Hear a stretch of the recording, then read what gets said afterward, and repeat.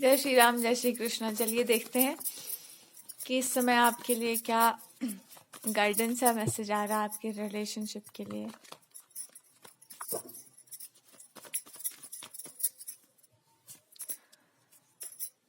सबसे पहले तो आपके पार्टनर पूछना चाह रहे हैं, अच्छा जो भी मन में ग्लानि हो उसको हटा करके, उसको बिल्कुल अपने आंखों से ओझल करके बिल्कुल, और अपने आप को बिल्कुल स्वतंत्र रूप से प्रस्तुत करके भगवान के सामने पूछिएगा कि क्या आप लोगों को अभी भी लगता है कि आपके और आपके पार्टनर के बीच में कोई दोष, मतभेद या कुछ भी गलत चल रहा है, कुछ भी बुरा हो रहा है, या उन्होंने आपको छोड़ दिया है, आपने उनको छोड़, ऐसा कुछ लगता है आपको?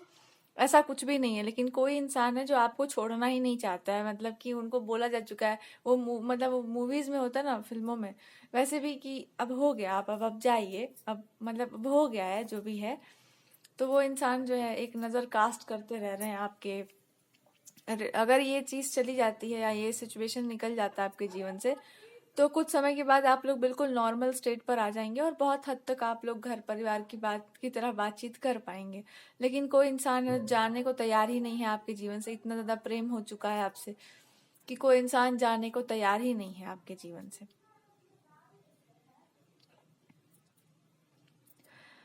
तो आपके पार्टनर बता रहे हैं आपको कि मतलब वो इंसान नहीं जाना चाहता है, या वो उस पर्सन को नहीं जाना है आपके जीवन से।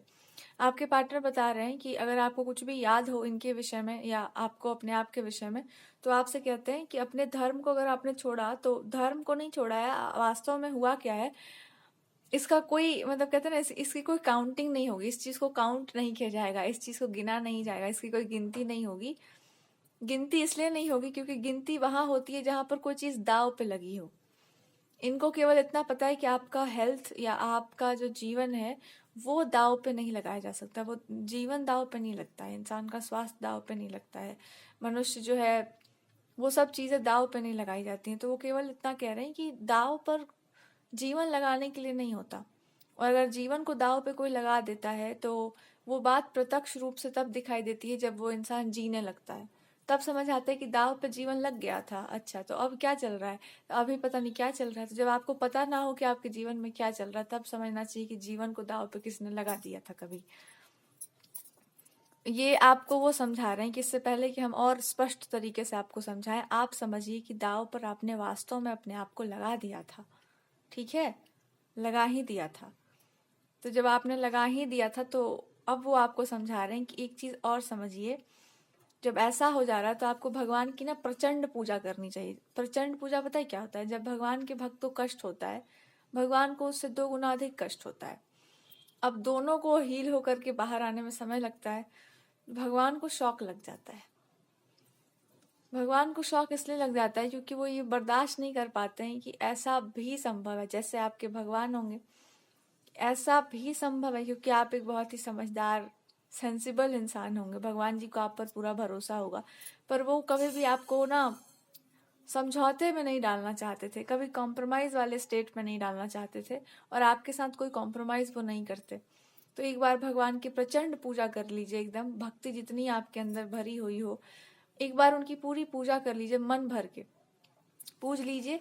और जैसे ही आप पूजा स्टार्ट करेंगे, आपका हृदय पुकार कर कहेगा कि पूजा एक अलग तरह की आप करते हैं, केवल आप करते हैं, बाकी कोई नहीं करता वो। और वो वाली जो पूजा है ना, वो आपको अपने पार्टनर को अर्पित करनी है। यहाँ पर यही सबसे बड़ा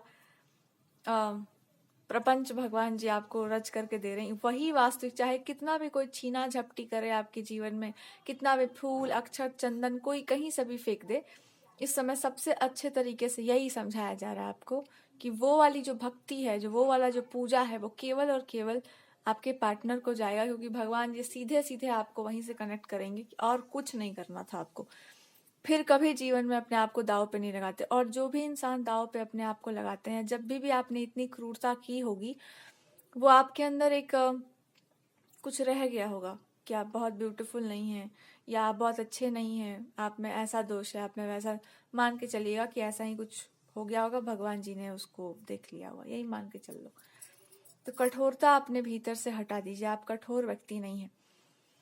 ये आपसे पूछ रहे हैं कि अब कितना समय हमको और लगेगा ये समझने में कि हम कौन है आपके जीवन में और आप कौन है मेरे मेरे लाइफ में, आप क्या है और आपके लाइफ में हम क्या है, और हमारे इमोशंस क्या है, और हम आपसे कैसे बातचीत कर सकते हैं, आप हमसे कैसे बातचीत कर सकते हैं, ये सब जानने में आपको कितना समय लगेगा और हमको कितना समय लगेगा, बताइए। तो अगर आप कुछ नहीं जानते तो ईश्वर को पूज लीजिए, अपने भगवान की पूजा कर लीजिए और देखिए कि भगवान आपको क्या, संचार का माध्यम भगवान जी स्वयं भी हैं, क्या आपको वो नहीं बता सकते हैं या क्या आपको आभास नहीं हो पा रहा है।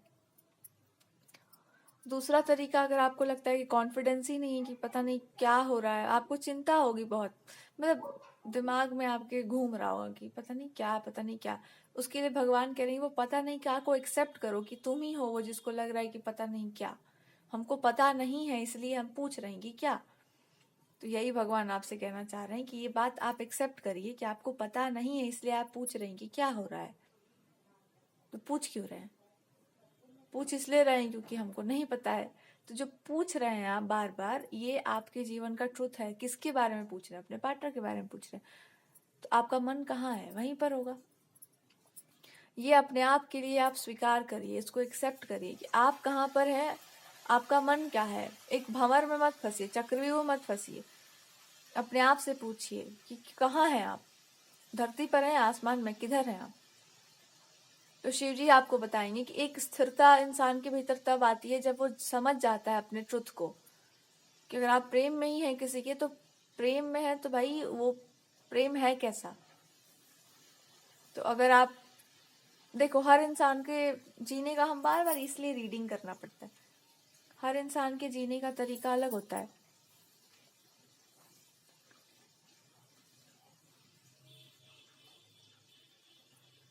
और जो जैसा होता है उसको वैसे ही जीना पसंद है। तो आपको ऐसा क्यों लग रहा है कि आपके पार्टनर को कुछ और पसंद होगा? आज तक जो उनको पसंद आया आप में, वही पसंद होगा ना। तो और कुछ कैसे पसंद होगा? कुछ और नेचर उन कैसे स्वीकार कर लेंगे? कुछ और एक्सेप्ट कैसे कर लेंगे? कुछ और वो एक्सेप्ट नहीं कर सकते। इसलिए आपके पार्टनर कहते हैं, इसलिए वो पूछ रहे हैं आपको कि अब हम कितना और समझने का प्रयास करें, कितना और समझाने का प्रयास करें कि हम कौन है और आप कौन है। तो सबसे पहले यहाँ पर आपको पूजा करनी चाहिए भगवान की, उस तरीके से जिस तरीके से आपने उनको हमेशा से पूजा होगा। अपने ईश्वर से बातचीत करना चाहिए, ऐसा कहा जा रहा है इस रीडिंग में, कि उनसे बोलिए, उनसे बातचीत करिए, उनसे एक्सप्रेस करिए अपने मन की भावनाएं। हो सकता है अपने आसपास के लोगों से भी आप बोल पाए, एक बालक की तरह, एक बच्चे की तरह बोलिए, अपने भाव को प्रदर्शित करिए। ये कह रहे हैं कि कुछ लोगों को बड़ा प्यार आ रहा है आप पर, कुछ लोगों को बड़ा प्रेम नछावर करने का मन कर रहा होगा आपको, और हम ये होने दे दें कि मतलब बहुत आप इतना, मतलब इतना रिश्ता निभाया जा चुका है आपके साथ कि अब रिश्तेदारी का मतलब सीमाएं पार कर दी गई हैं। तो अब ये कह रहे हैं कि अब अल्टीमेटम, मतलब ये पीक पर पहुंच चुका है, अपने चरम पर, मतलब ये पीक पर आ चुका है। अब इससे ज्यादा हम इसको अलाउ नहीं कर सकते, कि कोई भी चीज की एक सीमा होती है, अब इससे अधिक हम किसी को भी आपके जीवन में इंटरफेयर करने का एक मौका इन्होंने दिया होगा या मौका लोगों ने लिया होगा। इससे ज्यादा अब ये कुछ नहीं करने वाले हैं। किसी को भी अब अलाउ नहीं किया जा सकता है आपके प्राइवेट लाइफ में जाने का। इसलिए वो कह रहे हैं क्योंकि इसका जो रिस्क होता है ये बहुत बड़ा होता है। वो आपको संभालना जानते हैं, आप उनको संभालना जानते हैं। किसी इंसान ने बहुत हड़बड़ी मचा करके, बहुत जोर जबरदस्ती करवा करके आपकी कस्टडी मांगने का प्रयास उस व्यक्ति ने किया होगा, और इन्होंने भी आपकी कोई मुराद पूरी कर दी होगी कि हाँ ठीक है। आपके अंदर कोई एक ऐसी भावना होगी जो थोड़ी सी कम हो, देखते हैं क्या है, ऐसा क्यों होता है, ऐसा क्यों होता है। तो वही मुराद इन्होंने पूरी करवा दी। अब वो आपसे केवल इतना ही डिमांड कर रही है, या इतना ही चाहते हैं कि कम से कम अब ना घरेलू घरेलू महिला होती है ना, घरेलू एकदम थोड़ा बन जाइए वैसे, क्योंकि आप वास्तव में है वही, ज्यादा कुछ आप है नहीं। तो ज्यादा कुछ आप भी नहीं है, ज्यादा कुछ आपको भी बनने का मन नहीं कर रहा है। और ये वास्तव में आपको कह भी यही रहे हैं कि अब वास्तव में हो जाइए वही। क्योंकि जो लोग घरेलू से होते हैं ना, बड़े, कि कोई कवर फिल्टर नहीं लगा हुआ है, जैसे भी हैं हम वैसे ही हैं, उनसे बातचीत किया जा सकता है। जो बहुत एडवांस लेवल पर चले जाते हैं उनसे बातचीत करने में बहुत अजीब सा लगता है। उसी घरेलू पने में वो आपसे कह रहे हैं कि इस, मतलब आपको बता रहे हैं वो यही कि दोस्ती करने का भी एक तरीका होता है, दुश्मनी करने का भी एक तरीका होता है, बातचीत करने का भी एक तरीका होता है, अदब का भी एक तरीका, हर चीज का ना एक तरीका होता है। जब वो तरीका खराब हो जाता है ना, तो इंसान समझता है कि बस सब कुछ खत्म हो गया, क्योंकि उसका तरीका था और सामने वाले का तरीका नहीं था।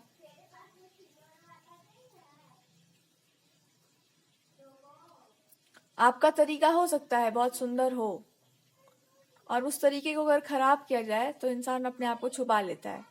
इसका अर्थ ये नहीं है कि वो बदल गया है, वो कुछ और बन गया है, या उसमें कोई दोष आ गया, ऐसा नहीं है।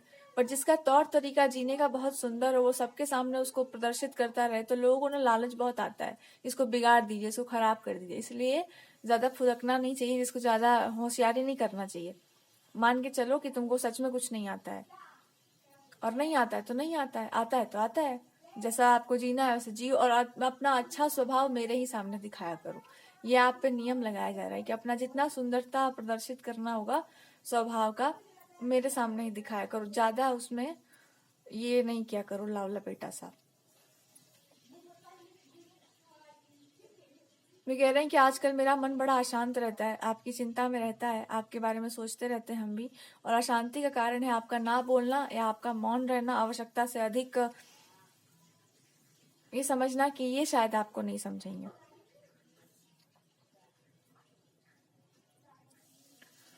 जितने भी बातें कही गई हैं वो सारी बातें इनके विरोध में कही गई हैं, सब झूठी बातें, ये आपको बता रहे हैं, सब झूठ मूठ की बातें हैं, सारी बातों को सच मत मानना आप। ये बिल्कुल ठीक है, इन्हें कुछ भी नहीं हुआ है, मतलब ये बिल्कुल सेफ है, सुरक्षित है। लेकिन फिर भी ये सबसे ज्यादा असुरक्षित हैं। जितने ये सुरक्षित है उससे कहीं अधिक ये असुरक्षित है।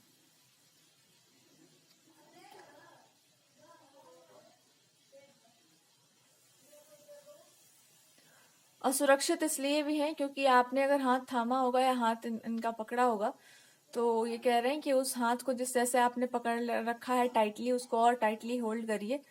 जब जब आपको याद आया, हमेशा इस बात का आपको स्मरण रहे कि जो हाथ एक बार किसी का भी आप थाम लेते हैं या एक आश्वासन दे देते हैं, तो वो आश्वासन हमेशा के लिए रहता है। चाहे वो ये आप हो या आप दोनों का एक प्रॉमिस, आप लोग प्रॉमिसेस निभाने वाले लोग हैं, आप वचन नहीं तोड़ते।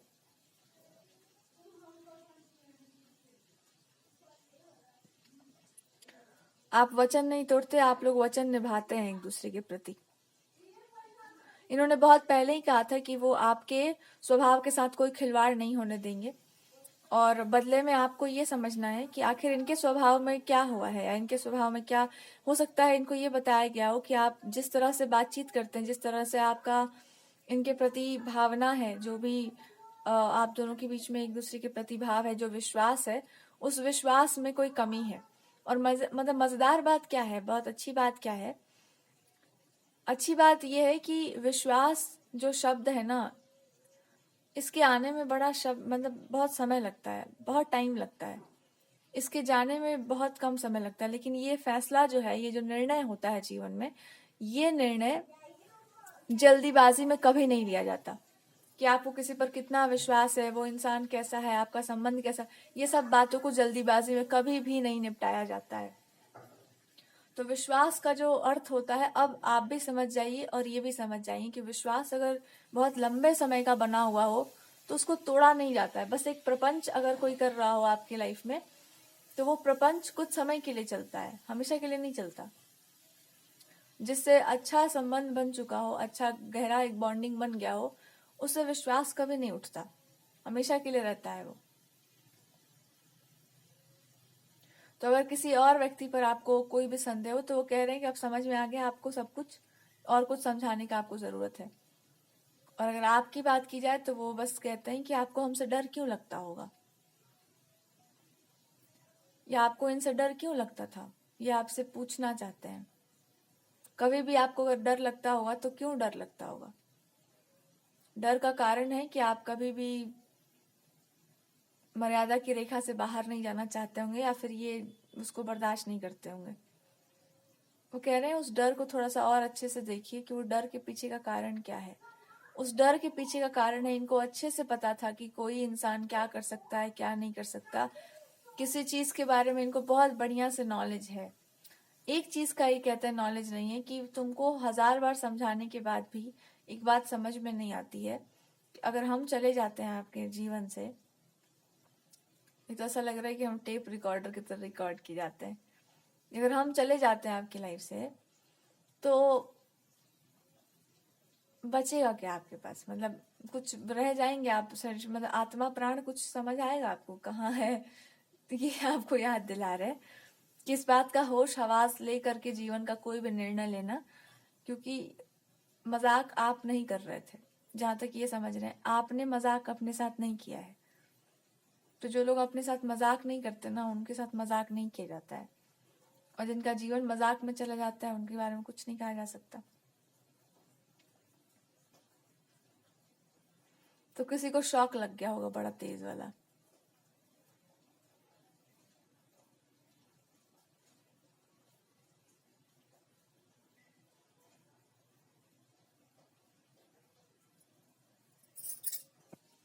तो शायद आप बहुत समय से ये नहीं बोल पा रहे हैं कि आपको मजाक मस्ती अपने रिश्ते में नहीं पसंद है, या आपके और इनके रिश्ते के बीच में आपको कोई तीसरा इंसान नहीं अच्छा लगता, या मौज मस्ती आप नहीं करना चाहते हैं मतलब आपके साथ मस्ती नहीं किया जा सकता। इस रिश्ते को लेकर के या इनको लेकर के मजाक नहीं है आपके लिए कुछ भी। मतलब वहां पर एक सीक्रेसी है, एक सीक्रेसी नहीं कहते, एक क्लोज्ड सर्कल है जहाँ पे बहुत सारे मित्र नहीं है। वो आपका और इनका कनेक्शन है। तो ये आपने अभी नहीं कहा होगा, पर आपको बोलने का मन कर रहा है कि वो सर्कल के अंदर हम शायद लोगों को नहीं डालना चाहें। वो मेरा इमोशन नहीं है, वो मेरी भावनाएं नहीं है। और ये बात आपको एक्सप्रेस करनी है। ये बात आप बहुत समय से नहीं बोल पाए हो कि उस सर्कल में या उस घेरे में हम मस्ती खोरी नहीं चल रहा है वहां पे। मतलब एक होता है ना कि सबको जा करके फूंक दिए कान में मंत्र एकदम, या हर कोई जिसको मन करे जो बोले जा रहा है, जो मन करे सो किए जा रहा है। अब से आप समझ जाएंगे कि यहाँ पर मजाक आप नहीं कर रहे थे, या सचमुच आपका इमोशंस के मामले में आप छेड़खानी पसंद नहीं करते।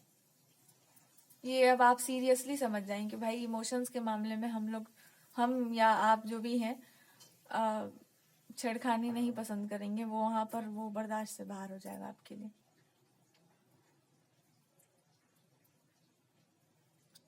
तो इनको बहुत लंबे समय से ये मतलब आपने बताया नहीं होगा या एक्सप्रेस करने की आपको जरूरत है कि धन संपत्ति प्रतिष्ठा इनसे आपको घृणा पहले से भी होगी, पुरानी बात होगी। जब बहुत होता है तब भी इंसान थोड़ा भागता है। भगवान की भक्ति करिए, फिर भगवान जी आपको खुद ही भगाना शुरू करेंगे। ऐसा नहीं है कि घमंड की कोई बात है, पर एक आपको समझ आता है कि इसमें लिप्त ना हो जाए बस गलती से भी।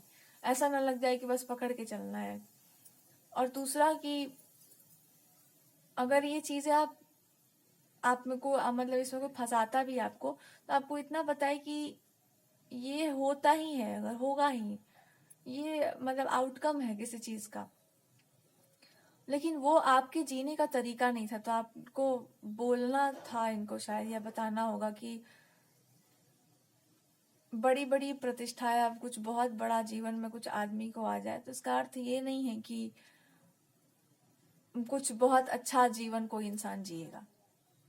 ये अब आपको समझ आया कि इसका कोई अर्थ नहीं बनता है। किसी के पास कुछ भी आ जाए तो क्या वो इंसान बहुत अच्छा जीवन जी लेगा? लेकिन इनकी संतुष्टि या इनकी शांति केवल और केवल एक संबंध में ही है, और वहां पर मजाक आप नहीं बर्दाश्त कर सकते। आपके जीवन का एक ऐसा ही धागा है, और ये आप अब समझ पा रहे हैं कि हाँ यही सच है शायद।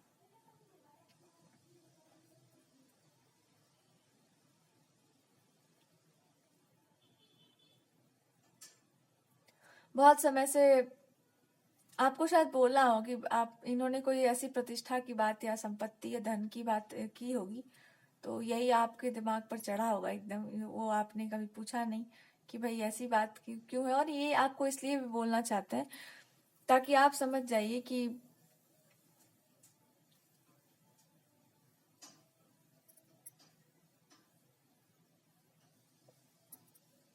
दो तरफा जीवन चलता है। एक जीवन ऐसा चलता है कि आप वो बोल दीजिए जो बात सही है, और एक जीवन चलता है जहां पर वो आपके लिए सही है, वो सबके लिए सही नहीं हो सकता। जो आप जैसे होंगे वो आपको समझेंगे, जो बाकियों जैसे होंगे वो बाकियों जैसी बात समझेंगे।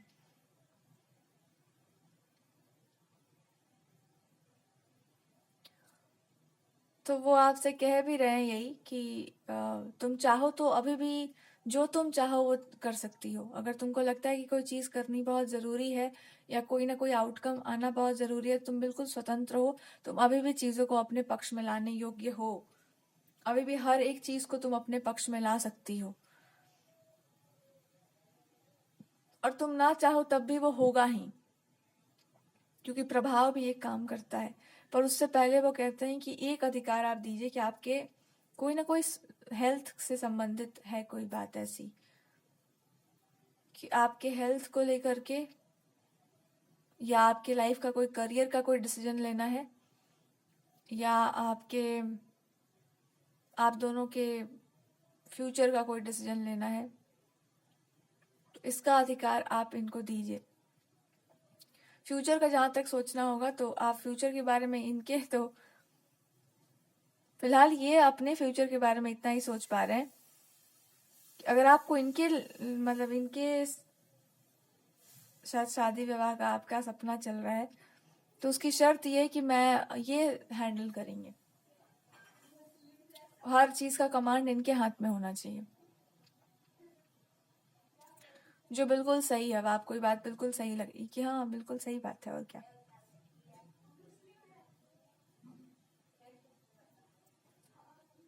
और अगर आपको कोई डिसीजन लेना है तो आपको सच में कोई डिसीजन एक ही चीज का लेना है कि आपका वास्तविक इमोशन क्या है, आपकी शांति कहाँ है, आपको चाहिए क्या अपने लाइफ में। बस एक बार आपका इमोशन आ जाए, एक बार आपको अपने धर्म का पता हो, धर्म का मतलब एक निष्ठा आपकी बन जाए अपने आप के प्रति, और आप एक डिसीजन पर आ जाएं कि हमको बस यही चाहिए था अपने लाइफ में, आप अच्छे से क्लियर हो जाएगा रास्ता आपका, और ये बहुत आसानी से होगा।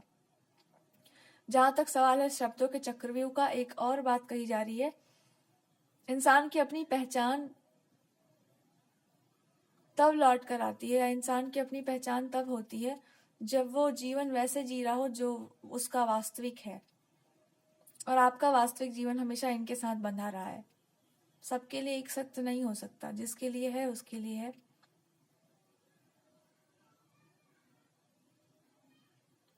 तो कहते हैं कि पुराने जमाने के जो लोग होते हैं, पुराने जमाने का जो प्रेम होता है उसमें लिमिटेशन या एक्सपायरी डेट नहीं होता है, या उसमें डेडलाइन नहीं होती है, क्योंकि वो दोनों ऐसे ही होते हैं। बस थोड़ा सा पागलपन बौराहापन चाहिए होता है कोई भी रिश्ता निभाने के लिए। तो वो अगर आप में है तो अच्छी बात है। ये कहते हैं कि वास्तव में पता है प्रेम क्या होता है या संबंध क्या होते हैं, जहाँ आप कहीं पर भी बैठे हो आपको बस पता हो कि हमारे मन में क्या है और आपके मन में क्या है, उसके बाद इंसान चुप हो जाता है। इसी को प्रेम कहते हैं।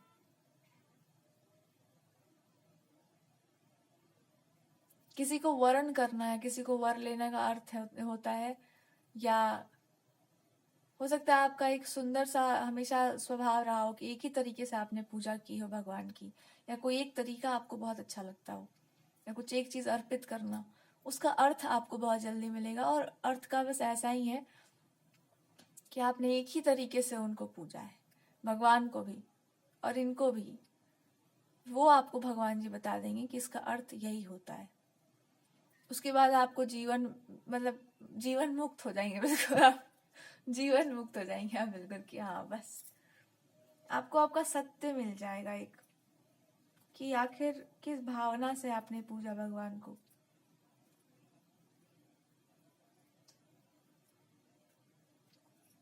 और ये कह रहे हैं कि अब हमको ये आपके लिए गाइडेंस भी है कि अब ना देर मत करो। जिस तरह से देखा है अपने पार्टनर को या भगवान की भक्ति जैसे की है, एक बार के लिए मान कर चलिए कि आप भगवान को पूज रहे हैं,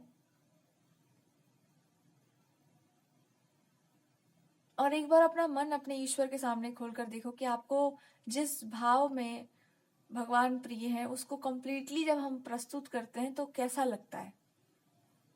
जिस तरीके से हम जीना चाहते थे, एक बार अपने ईश्वर के सामने ऐसा जीवन जी करके देखिए कि अगर हम वैसा जी लेते हैं एक बार तो कैसा लगता है। कैसे आपको अपना मैरिड लाइफ चाहिए, एक बार अपने भगवान के सामने इसको प्रदर्शित या एक बार उनको सामने प्रेजेंट करके देखो ना कि मतलब कैसा लगेगा जी करके। एक बार जी लीजिए उस जीवन को, देखिए जरा हम भी कि कैसे आपको जवाब नहीं देते भगवान। हम लोग तो नहीं सुने, हमको नहीं लगता, जवाब तो आएगा जरूर। जगत में आज तक कभी ऐसा नहीं हुआ कि भगवान जवाब नहीं देते, जवाब जरूर देते हैं। एक बार भगवान के प्रति ईमानदार, अपने आप के प्रति ईमानदार होकर एक बार देखो कि आखिर ऐसा क्या है जो आपको रोक रहा है पूरी तरीके से उस जीवन को जीने का, उस भावना को पूरा स्वीकार कर लेने का जो इनको देख करके आपको आता है। आप रो ना दिए तो मेरा नाम बदल देना। आपको लगता है ना कि आपको भक्ति करनी पड़ेगी, आपको किसी के जैसा होना पड़ेगा, नहीं नहीं।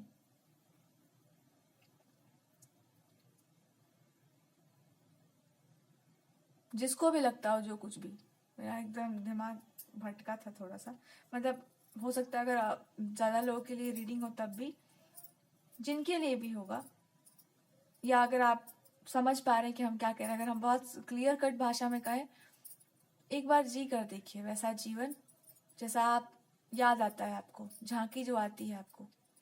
और फिर हम लोग रीडिंग स्टार्ट करते हैं कि क्या करना जरूरी है। तो अगर आपको कविता काव्य में बड़ा इंटरेस्ट है, लिखते पढ़ते आप लोग बहुत ज्यादा हैं, एक बार मान के देखो ना कि तुम लोग बहुत अच्छे कवि हो या बहुत अच्छी कविताएं आप लिखते, कवित्री हो या आप कुछ भी हो, या एक बार मान लीजिए ना इस बात को कि आपको ये सब बहुत अच्छे से आता है लिखना पढ़ना। पर हर किसी के लिखने पढ़ने का तरीका अलग होता है, हमेशा याद रखिएगा।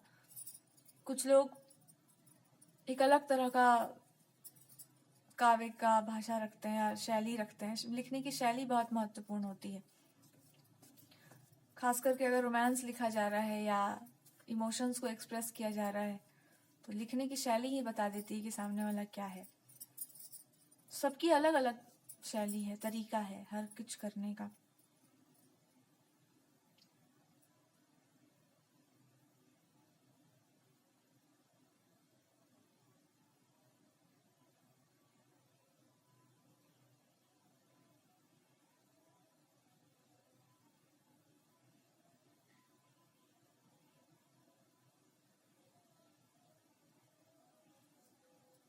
ठीक है, तो एक बार वो आप अपने उस साइड को ले आइए। दूसरा, अपने इमोशनल एंगल को थोड़ा ले आइए, जहां पर भावनाओं से किसी को कुछ कहा जाता है, इमोशंस में आकर के कुछ बोला जाता है।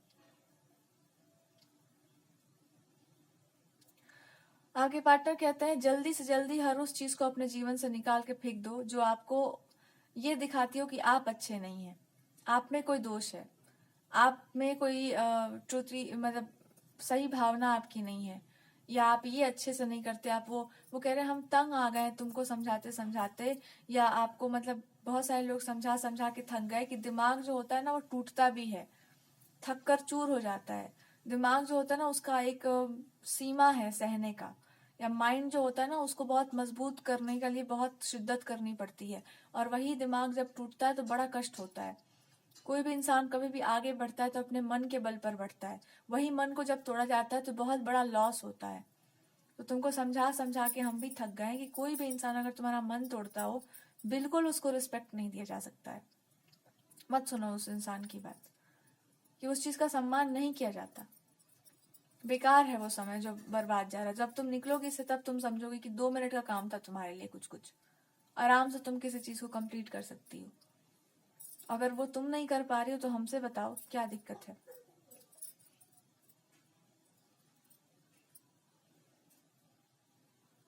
और इसमें वो 2 तरीके बताते, एक, कोई इंसान अगर आपका मन बहुत तोड़ता हो तो देखिए कि आखिर क्यों ऐसा होता है। दूसरा, कोई इंसान को बड़ा मजा आता है ऐसे ऐसे कुछ कुछ बोलने का, तो समझना कि उस इंसान को मैं ही समझाता फिरता हूँ। और तीसरी बात कि अगर हम पे डाउट आया तो ये कह रहे हैं बहुत प्यार से आपका इलाज नहीं हो सकता है, क्योंकि एक बीमारी है ये, कि पता नहीं हम क्या सोच रहे हैं, हमको क्या इनको क्या हो सकता है।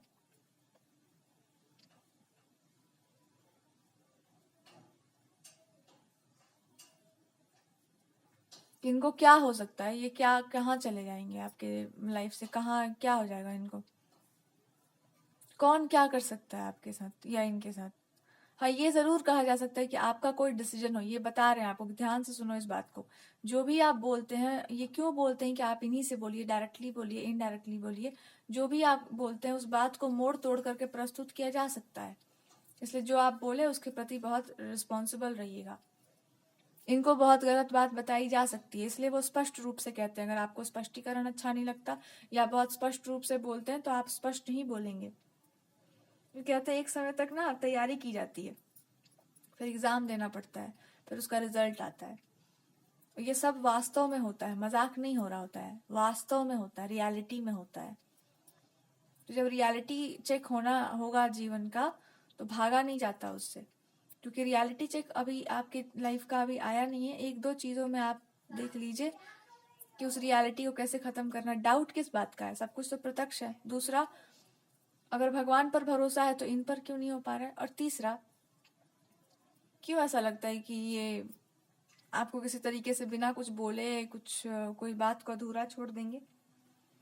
ये कहने का कारण ये है क्योंकि कुछ ऐसे लोग हैं जो आपको ऐसे घेर के बैठे हुए हैं जैसे कि आप कोई सांपों के बीच में फंस गए हैं। तो ये सब अपने लाइफ से निकाल दीजिए।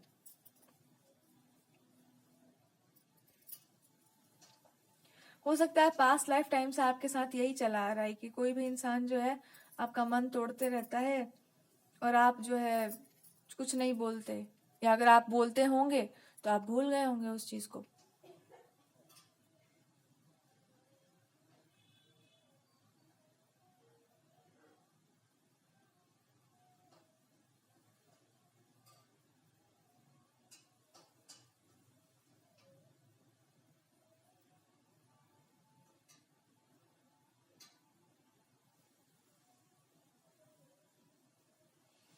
ये आपसे एक बात पूछना चाहते हैं कि किसी भी इंसान से आपका मन या इनका मन, मतलब अगर दो लोगों से मन मिलता है, एक दूसरे से मन मिलता है, तो मन ही नहीं मिलता, हर तरीके से उस व्यक्ति के बारे में पता होता है आपको कि वो व्यक्ति क्या है और कैसा है।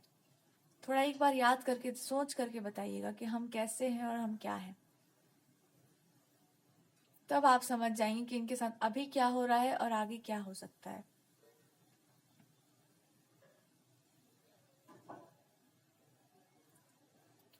कोई कुछ गलत ही करना चाहता है मान लीजिए एक तरह से, तो क्या वो सक्सेसफुल हो सकता है उस चीज में। और आपके साथ भी कोई गलत व्यवहार करना चाहता है तो क्या वो सक्सेसफुल हो जाएगा। अगर कोई चीज डेस्टिनी में ऑलरेडी लिखी गई है तो क्या उसको आप बदल सकते हैं। और अगर कोई चीज ऑलरेडी पहले से ही आपको